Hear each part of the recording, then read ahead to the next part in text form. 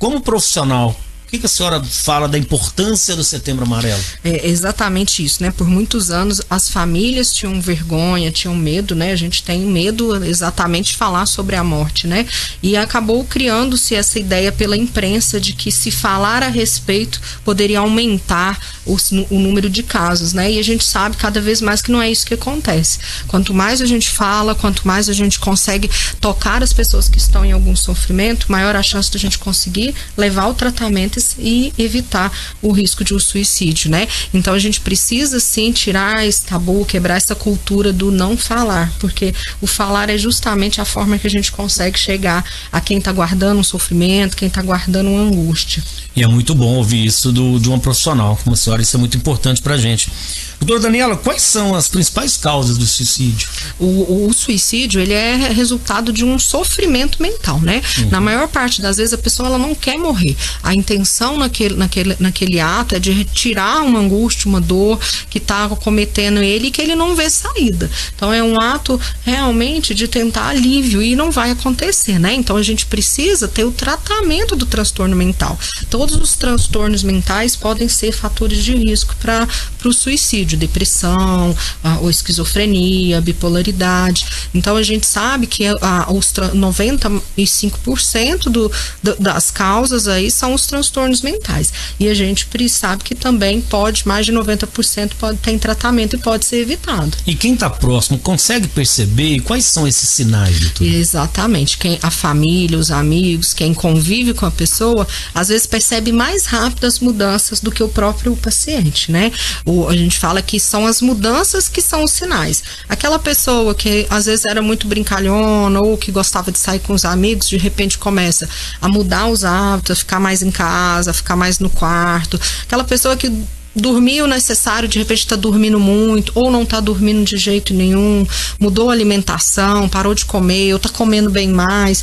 Todas essas mudanças dos hábitos são coisas que quem está fora consegue perceber, né? Não é só a tristeza. A gente espera que a pessoa que vá adoecer, ela vai ficar muito triste. E às vezes a pessoa não está demonstrando aquela tristeza de uma depressão, mas ele está mais irritado, ele está mais isolado. Então todos esses são sinais de alerta que a família e às vezes na própria escola, no trabalho, um colega pode identificar. Doutora Daniela, toda pessoa que tenta ou comete um suicídio, ela tem necessariamente algum transtorno mental? Exatamente. Existe aí uma margem de 5 a 10% que poderia ser por outros eventos, né? Mas normalmente a pessoa dificilmente ela não vai ter o transtorno antes. Um transtorno que às vezes passou sem o diagnóstico, que a gente fala é que existem 10% dos casos que não seriam evitados, que não conseguiu ter o tratamento funcional daquele transtorno mental. Mas 90% desses casos poderiam ser evitados justamente pelo tratamento de um transtorno mental prévio. Ou seja, o sofrimento emocional, ele pode trazer, ele traz, afinal de contas, esse transtorno mental. Exato, também. Exato. Doutor Daniela, dados da Organização Mundial da Saúde mostram que os casos de suicídio, isso mundialmente falando, né, são mais comuns entre idosos. E uma preocupação, tem crescido muito entre os jovens. Na opinião da senhora, o que acontece nessas idades que levam as pessoas a tirarem a própria vida? Nós temos dois fatores, né? Eu sempre falo, os extremos são os maiores riscos. Por que o adolescente e por que o idoso? No caso, a adolescência é um período de transição. É um momento que o adolescente, ele não pode brincar mais porque ele não é criança, mas ele não pode fazer as coisas porque ele não é adulto. Não pode dirigir, não pode sair. E aí ele está numa briga com ele mesmo da identidade. Associado a isso, a todo esse conflito, a gente tem as questões hormonais, as oscilações hormonais que ele está vivendo, de estar às vezes mais irritado. Toda essa dificuldade de lidar com as mudanças pode gerar adoecimento mental do adolescente. Hoje o suicídio no adolescente ele já é a terceira maior causa de morte, supera as causas externas de violência. Então o adolescente é um grupo de muito risco e a gente às vezes tem o hábito, né, de ignorar o sofrimento do adolescente. Você é uma criança, você é da idade, você não trabalha, você não tem problema nenhum, comum, por que tá assim, né? Então são julgamentos preconceituosos que trazem mais sofrimento ainda. E no idoso, a gente já trabalha a questão da autonomia. Aquele idoso, às vezes, foi aquela pessoa que sempre sustentou a família, que estava sempre ativo, e de repente ele vai perdendo essa ideia de funcionabilidade dele, de que ele não mantém a família. Às vezes o idoso ele é deixado de lado num quartinho lá no fundo, os netos, a família não coloca ele na rotina do dia a dia, às vezes não almoça junto, não viaja, e aí ele vai sendo excluído de uma tal forma que ele passa a não ter perspectiva, a olhar para o futuro sem se ver com essa função, com essa autonomia, né? E aí a partir do momento que a gente perde a esperança, que a gente perde a vontade aí do futuro, a gente fala que é um grande risco para o idoso por isso, porque aí ele começa a ver exatamente a morte como alívio daquilo, tá? E não é isso que precisa. A gente precisa exatamente ter esse idoso inserido na rotina de uma família.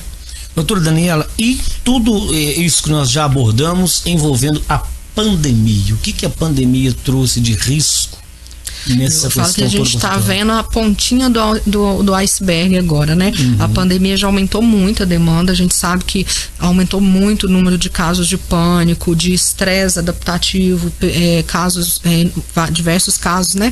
De desemprego, questões de separação conjugal. Então, tudo isso levou a uma grande alteração do perfil mental da população. Só que a gente sabe que isso ainda vai ampliar, que infelizmente as sequelas da que a gente fala a quarta onda, né, é o que vai ficar da pandemia. São essas pessoas que não vão conseguir retomar o que antes tinha de trabalho, de organização da família. Então a gente está muito preocupado com essa proteção, né? As pessoas estarem entendendo que é um período que a gente vai ter sofrimento, mas que a gente precisa cuidar muito da nossa mente para não agravar ainda mais quem já tinha e quem nunca teve. Começou a aparecer os transtornos. Doutora Daniela, nós falamos de um tema que já por 2 ou 3 oportunidades. Eu gostaria que a senhora pudesse explicar para o nosso ouvinte internauta o que é uma doença mental.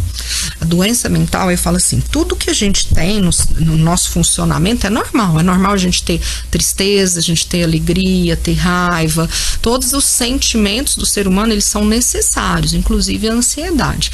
A partir do momento que o ser humano ele começa a expressar muito mais frequente determinado sentimento, determinado estado mental, né, só de raiva, só de agressividade ou só de tristeza, a gente começa a ter um perfil de adoecimento. O tabu, ele ainda existe em relação aos jovens? É fácil abordar esse assunto hoje com os jovens? É importante até justamente o link que a gente faz com isso, né? De que os jovens têm sido muito acometidos pelo adoecimento mental, tem sido cada vez maior o número de jovens com mutilações, né?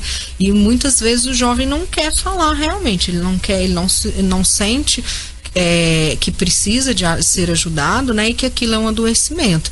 Então, assim, o falar é necessário, mas o escutar é muito mais importante. Sem dúvida, né? A gente precisa que o jovem ele tenha o vínculo, que ele cria aquela cuidado com quem quer ouvir para poder ele conseguir falar. Às vezes o professor fala muito, né? Eu tô vendo que aquela criança, aquele adolescente, ele tá se mutilando. Como que eu vou chegar para conversar com ele? E quando eu pergunto, ele fala que tá tudo bem, né?